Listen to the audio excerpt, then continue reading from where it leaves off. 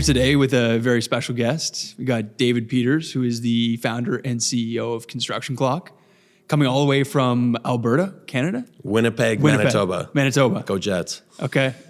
Yeah. What brings you here today? So every couple months, we do a big road trip. We go visit our customers.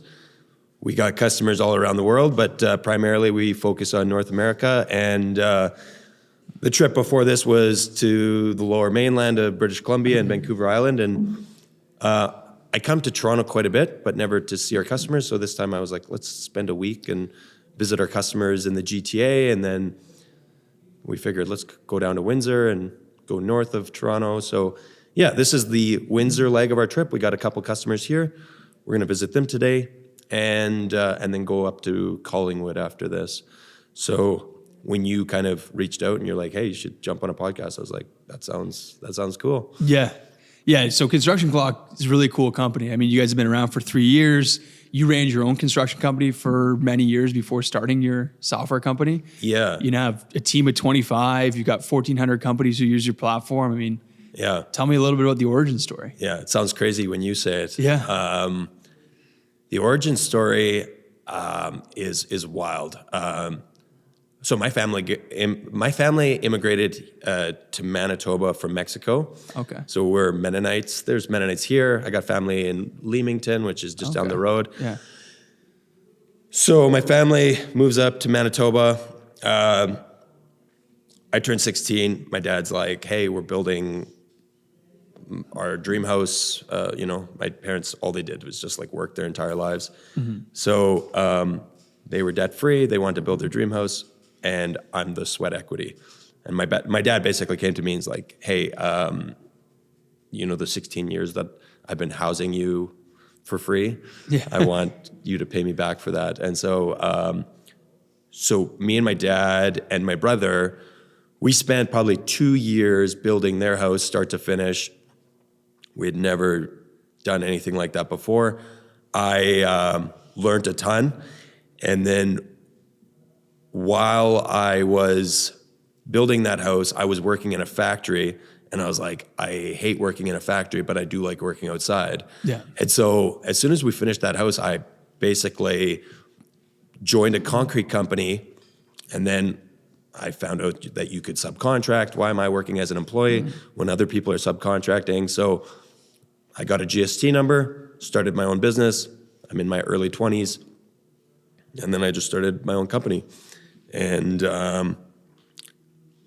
then I worked on the tools for like 15 years after that and built up my company to like, at our peak, we had about 12 employees. Mm-hmm.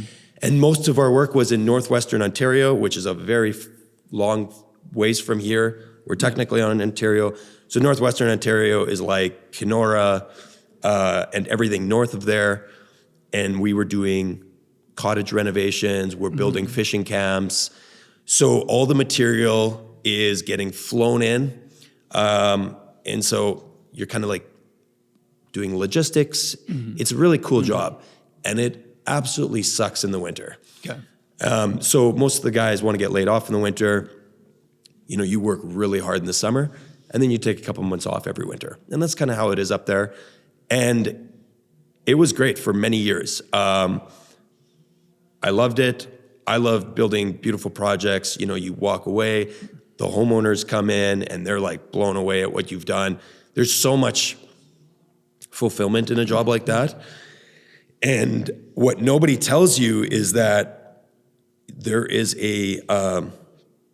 there's basically like an expiry date, like of how long your body can do that for. It's kind of like when you're an athlete. Mm-hmm. I've never played sports before, but it kind of felt like in the later years, my body was like really deteriorating. And then in 2019 or 2020, I blew out my back and like herniated disc.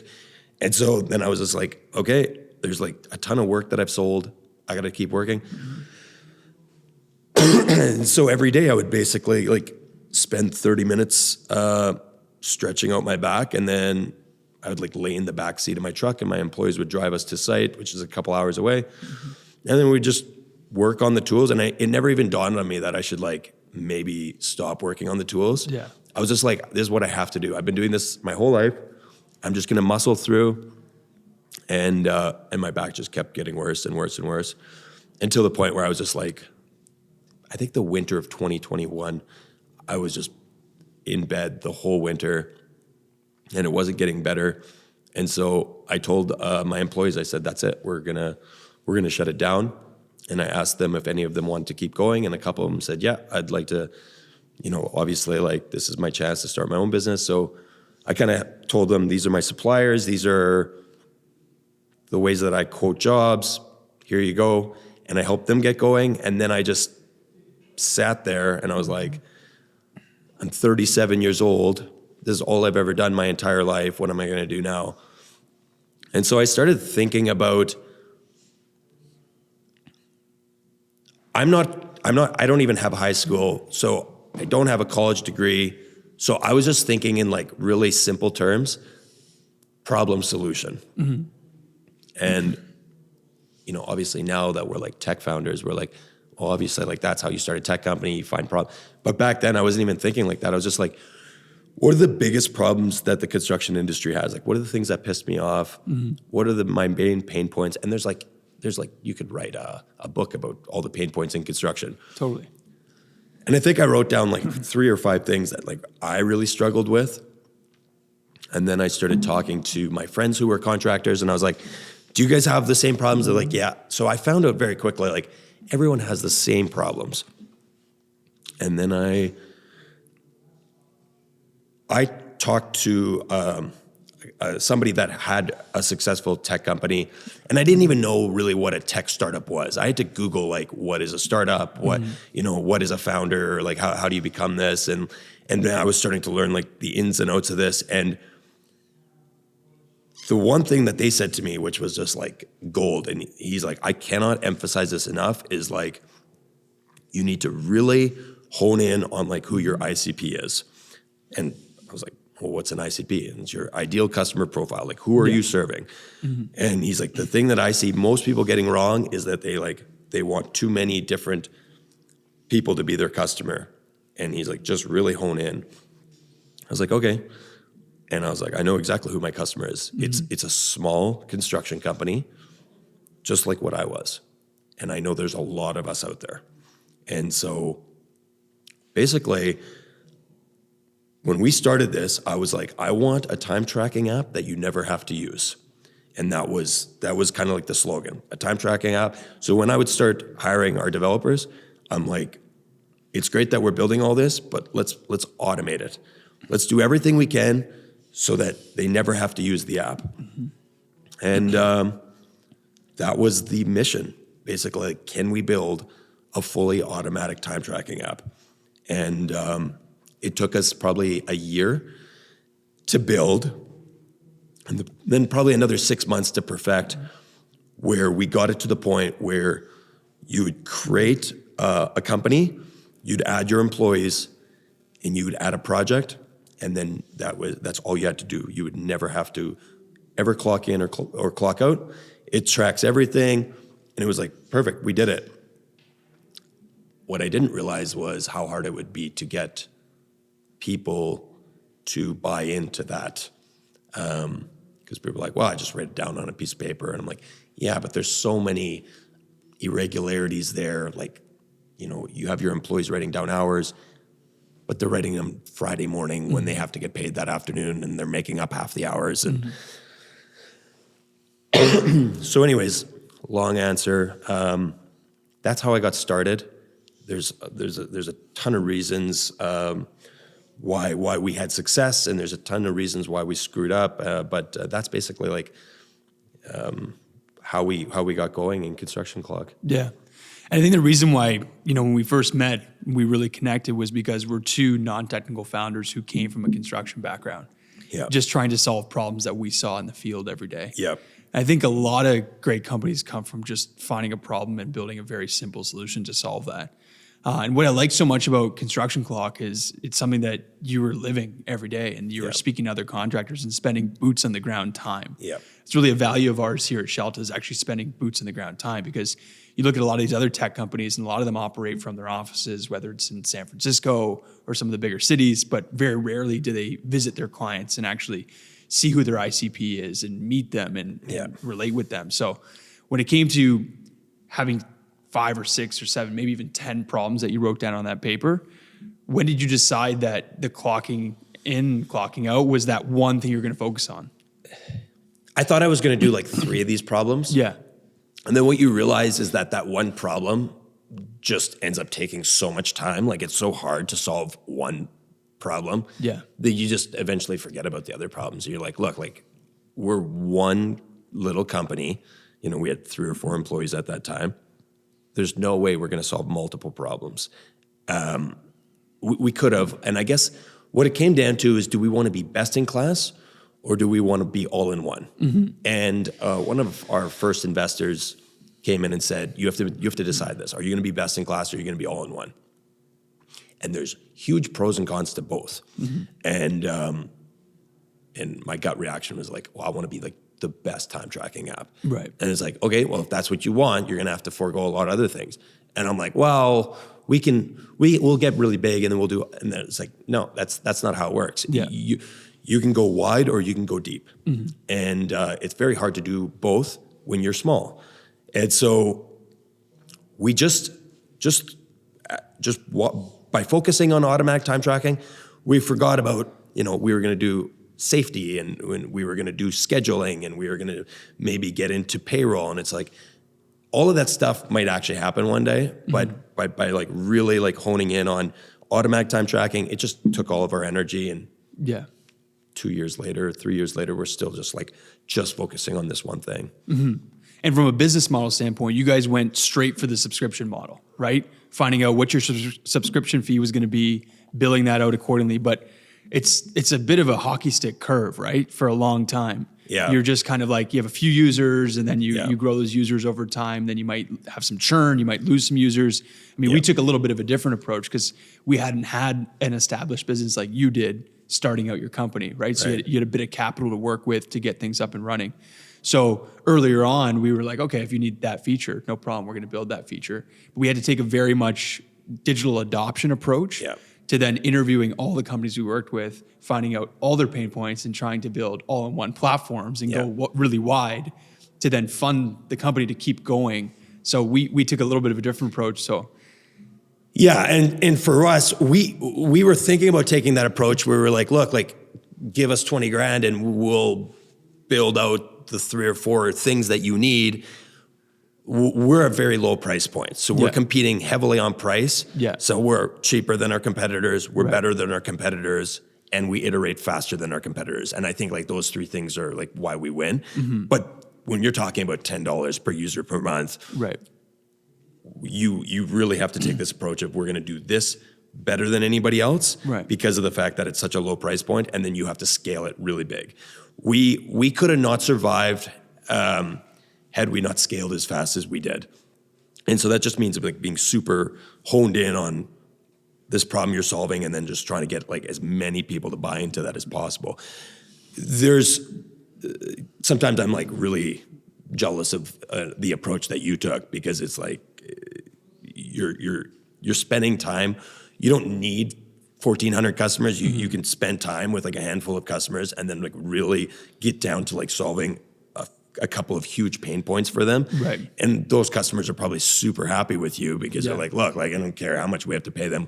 We're super pumped that you guys have solved this, and this. Right. Our customers would love it if we did that. Right.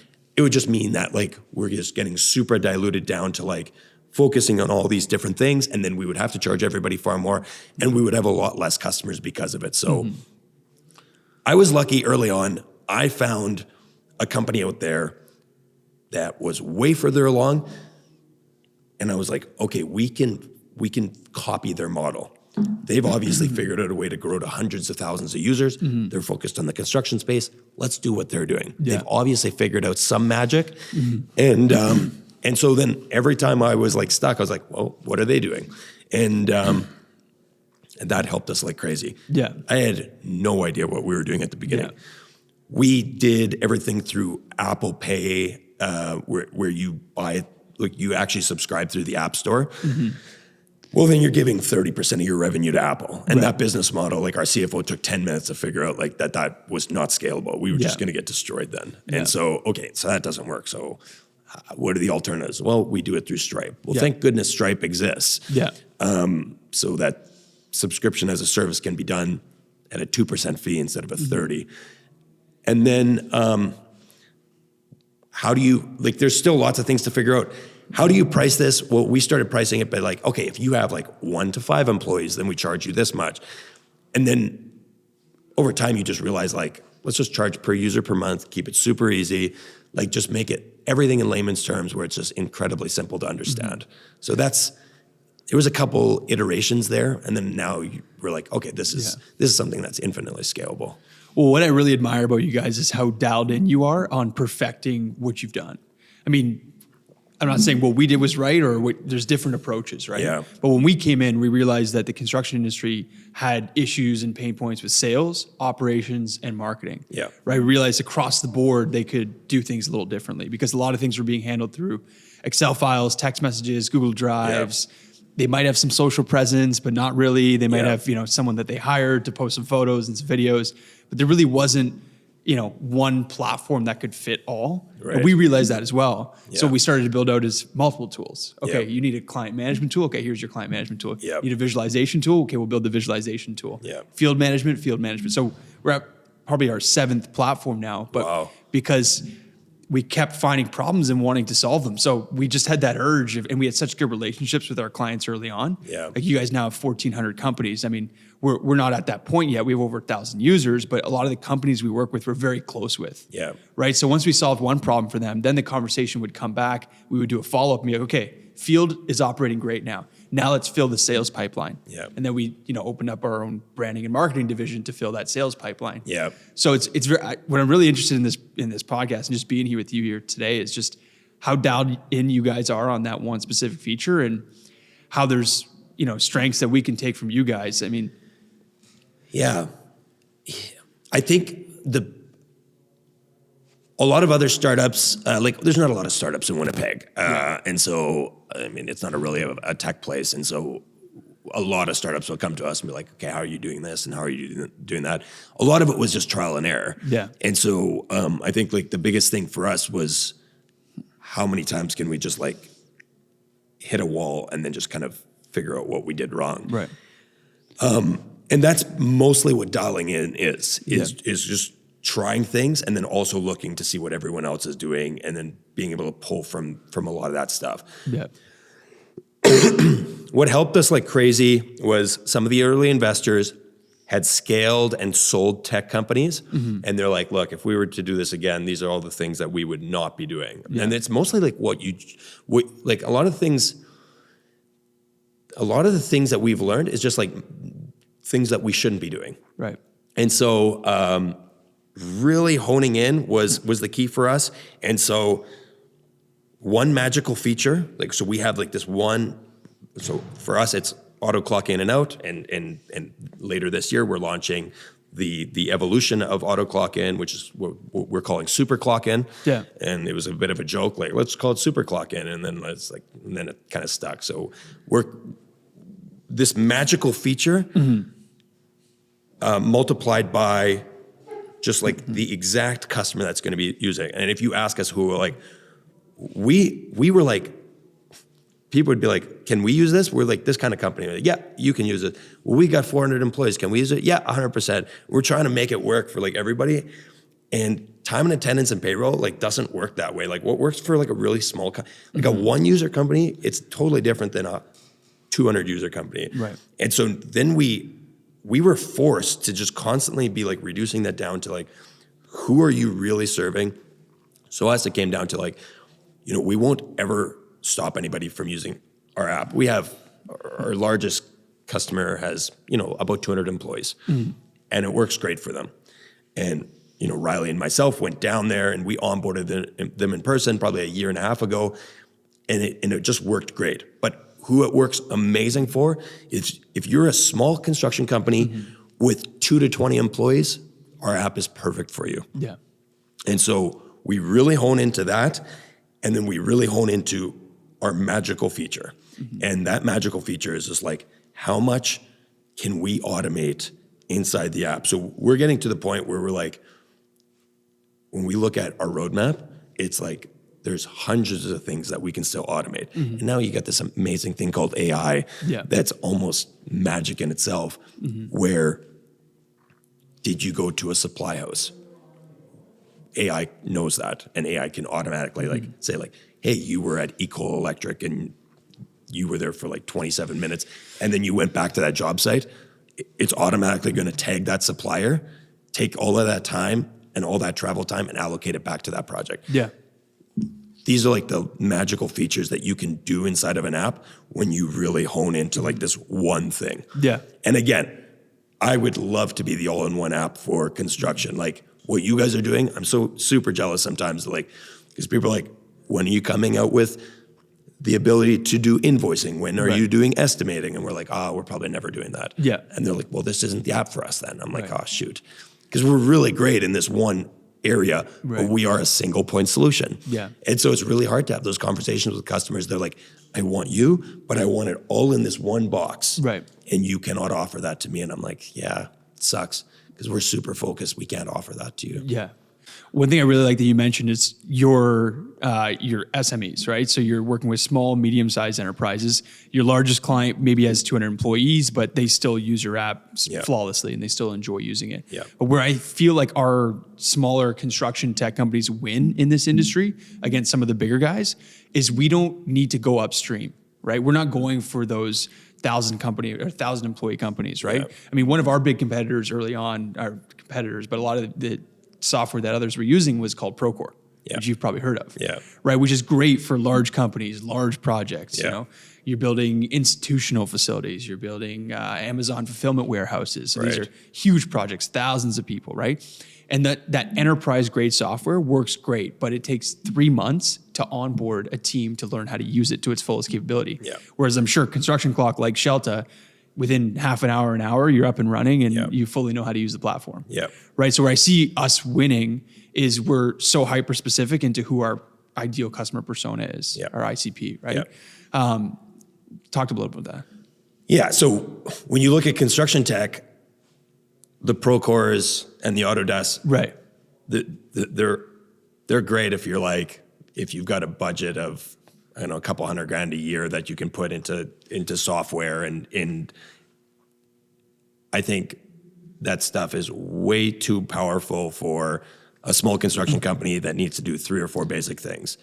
They need to do really good estimating, they need to do really good job costing, and they need to do really good invoicing. And so a small construction company like what I would have operated in, we would never need a Procore. We would never need most of these enterprise-style construction tech. So I think now companies like ours are filling a real void inside of these small companies. And I think what I would like to see is a lot more companies like ours start to pop up now that are serving these SMEs. I like to call them the SME, so very small and medium enterprise, because a lot of them don't even fit the SMB like stamp, which is like, you know, what is SMB? Is it more than 50 people or is it less than?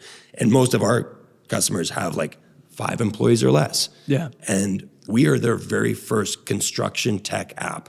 You know, they've used QuickBooks and they've used Excel spreadsheets, and Construction Clock is their very first app. And so you and me are very important to this industry because we look at what's out there and we're like, look, there's a huge void here in anything where you don't need this insane software to run like a huge project. What you need is like, I'm building a 4-plex and I need software that can manage this. And I think what we're doing is very important, and we should not diminish that whatsoever. What I really like too is you and I took a very similar approach to sales and marketing early on. I mean, you've been in the business for 3 years, I've been in the business for 2 years. We didn't hire a salesperson before we hired director of marketing. I mean, you have here today with you Riley. Avery's been with me since, you know, the beginning. And every meeting that I went to, you and I, we were the salespeople, right? Because we knew the company the best. We Yeah. know the pain points. We live the pain points. So we both believed in hiring someone to capture the moment, capture the content, capture the real interactions, whether Yeah. you're doing an onboarding on the back of a pickup truck, inside of a site trailer, Yeah. and capturing that content. How powerful has content been for you guys in your growth? Yeah, in this day and age where life is extremely busy, Yeah. content is everything. So we primarily advertise on Instagram. Yeah. And it shocks a lot of people that like, construction guys are on Instagram. Construction guys love Instagram. Yeah. Because they have like 5 minutes between like waiting for material to get there or something. Right. And they want to take a quick break. And what they're not doing is going on LinkedIn. Right. What they're not doing is like Google searching like time tracking apps and Right. stuff. What they're doing is scrolling on Instagram. Right. They're looking to see what other people did for projects. And so I realized that very early on, like, nobody's going to sell this better than me. Mm-hmm. I've lived this for almost 2 decades. I know how to talk to construction people. I know that they're hyper skeptical, Yeah. especially when it comes to tracking. They're like, who are you selling this information to? And it's just Right. like, to be able to talk to them like the way that we're talking now is super Yeah. important in building that trust. Obviously, you and me being out there selling is not super scalable, but to launch a business, it's the only way that I would have done this. And then you multiply that by Instagram content, and it basically shows everybody like, I know what I'm talking about. I've lived and breathed this, and this is this solution that we created. And because I know what I'm talking about, this is going to be a huge impact for you. Yeah. And a lot of people, especially in construction, they can tell the difference between somebody that's like, a university grad that's like, oh, we're going to build like the AI of construction and it's like, oh, it's a complete miss because Right. they've never walked around in steel-toe boots before on a job site and have to clean the mud off the bottom of them and like know the frustrations of being on a job site. And so,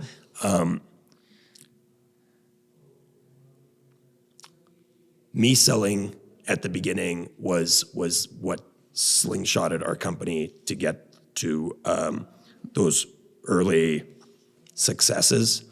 And then now what we can do is now we can basically use Instagram as like a lever to basically get the word out there. And I spend a lot of time now talking to customers and not as much selling to them as like talking to them and be like, what would you like to see? Now that you have this, what would you like to see after this? And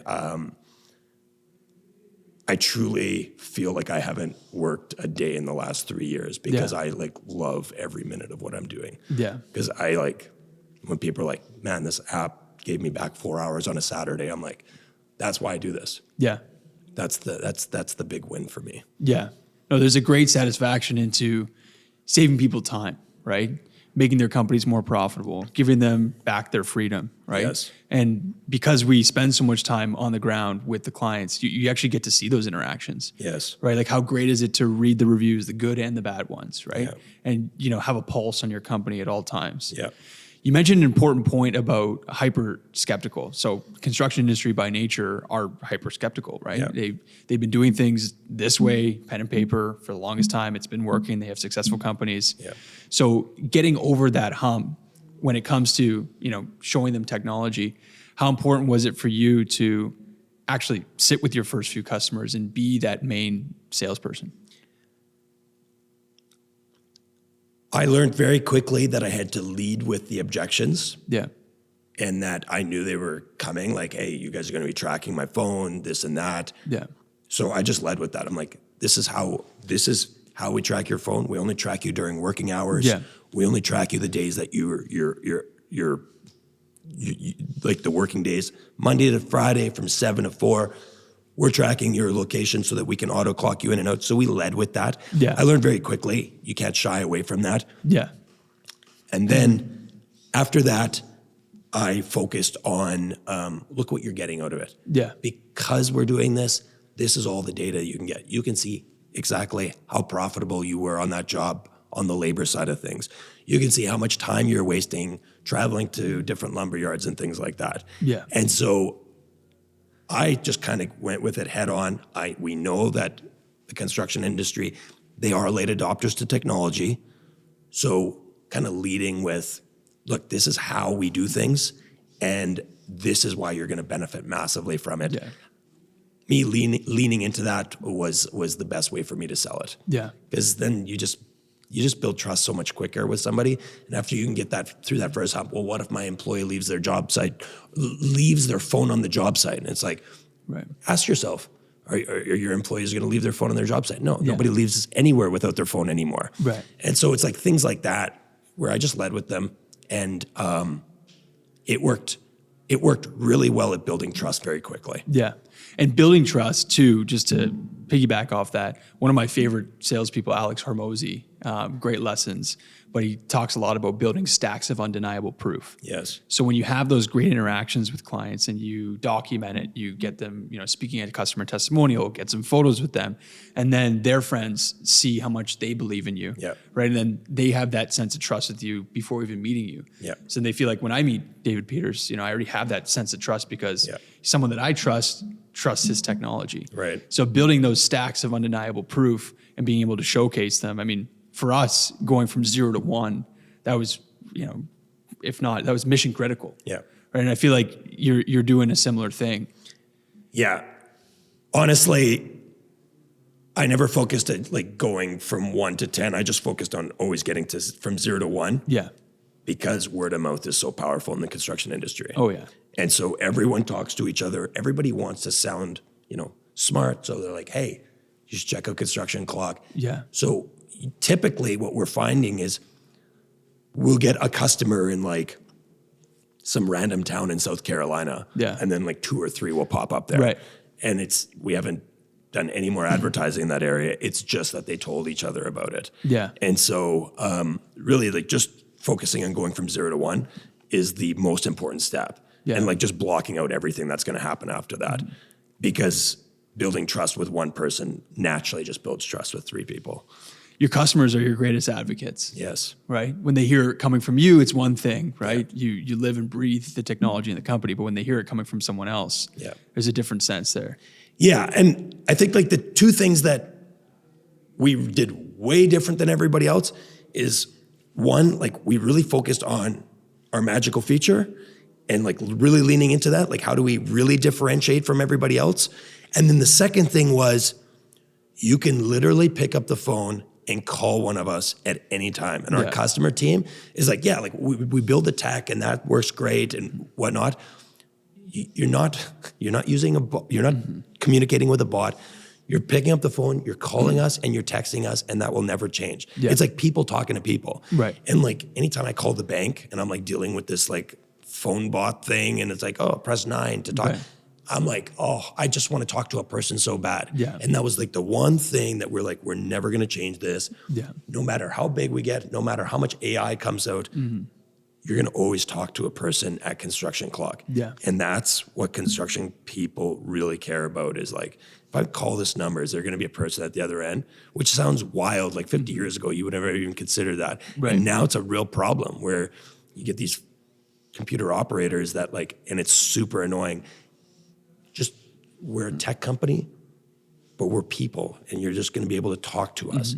And it sounds like, well, like that's not very scalable, but it is very scalable.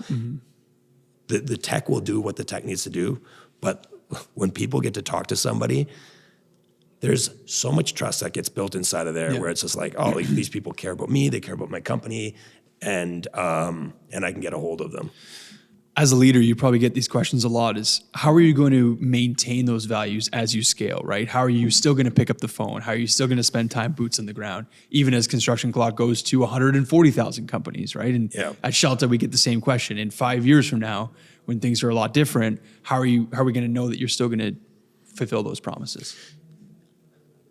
I spend a lot of time thinking about that and also building out like our identity as a company. Yeah. And that was another great thing that like one of my investors had gone through this and had sold his company is like, you need to build your culture and your identity.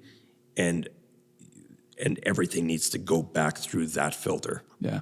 And so, like the things that I said about like, you're going to always be able to talk to a person, that's a filter for us. Yeah. That's part of our culture. And so no matter what, when we look at like, hey, if we like move to this AI chatbot, we can save. And it's like, well, yeah, but then how does that help us with our mission of making people feel like they're talking to somebody at the other end of the phone? It doesn't. So it's very important as a company early on to build these principles of how you're going to set up your company. Yeah. And I think when when Apple was trying to buy Dropbox, Steve Jobs talked to the founder of Dropbox, and he's like, the great thing is if you sell to us, you're going to be working for a startup company. And I was like, how can you be a startup company when you have like 150,000 employees? Mm-hmm. But that's the way Steve Jobs looked at his company, was that they were just a really big startup. Right. But their culture was just like, we're super ambitious. Mm-hmm. We're going to always push the limits. Like everything that a startup is, he was still looking at it like that 30 years later. And I love that. I'm like, oh, you can actually build that into the culture of your company. Yeah. So it doesn't matter how big you get. If everything goes through that filter, that's how you maintain it at scale. Yeah. And I don't know if that answers your question, but like I have it in a PDF document of like, we call it behind the clock in, and I could share it with you. And it's just like all the principles of our company and why we exist and what our purpose is and our mission and vision and values. And everything that we do goes through the lens of that. Yeah. And I'm sure if you walked up to anyone at the Construction Clock team and you asked them, what's the vision here at the company? What's the end goal? I'm sure everyone would give you a very similar response. Right. I try to do that exercise all the time with all the team members here at Shelta. Is we'll go for walks, we'll go sit in the boardroom, and we'll just chat, and just sort of like a pulse check of, are whatever we're doing furthering that goal, right? And from a founder standpoint, you don't have to micromanage that way, because when you have behind the clock, you have those values set. You know that whatever that person is working on that day goes in line with those values, and it's furthering the mission. And that puts pressure on us as a leadership team to really constantly be doing that, is making sure that our team knows that this is the direction, like, hey, you guys are on this bus with me. This is the direction that we're going. This is what speed we're going at. This is the attitude we have going to there. Like literally, like it's so important for the leadership team to constantly be engaging with the team, saying like, this is where we're going and this is why we're going there. I think there's not always enough emphasis on the leadership team to like keep their eye on the ball. We can get super distracted and we're like, oh, look at that. That's a shiny object. That's a shiny object. And then the team behind us gets affected by that.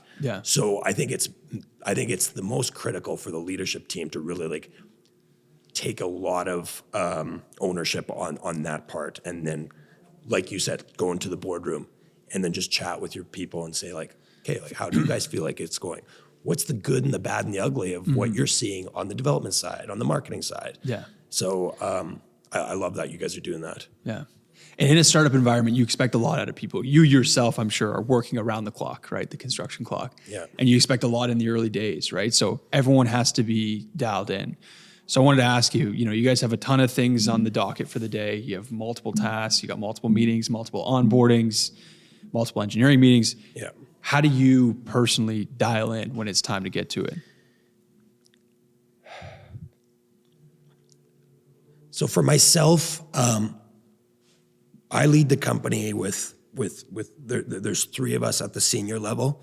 And so the way that I do it is I typically like, I'll text my leadership team and be like, what's broken, what's working, and what are some of our big wins today? And we will start our day typically just going in with just kind of getting a temperature of where things are at.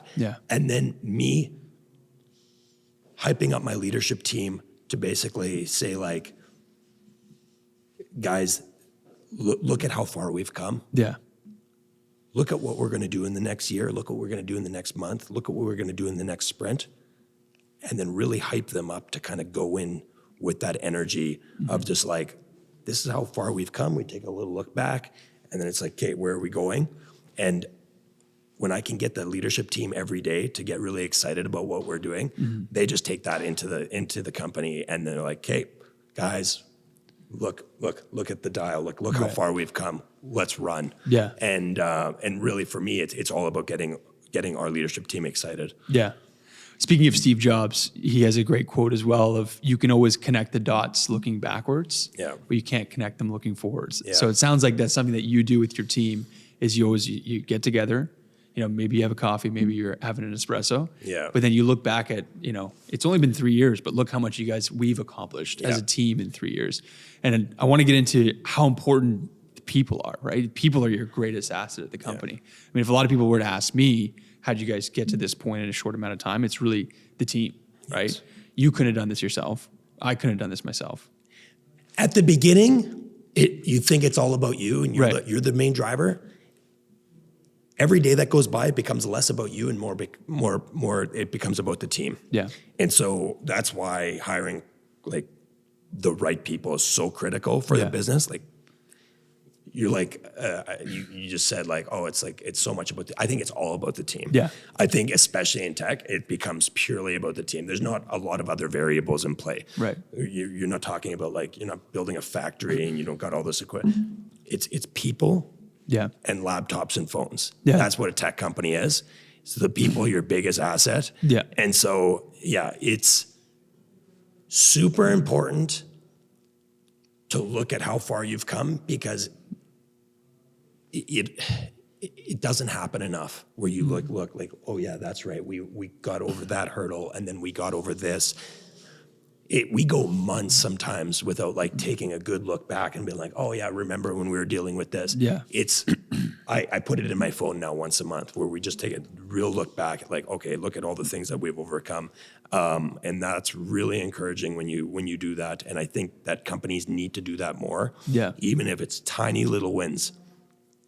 I remember there was a month where we had no subscribers at the beginning. Yeah. And it was like the next month we had 2 subscribers and we like counted that as a win. We're like, we like grew by 200% this month. It was nuts.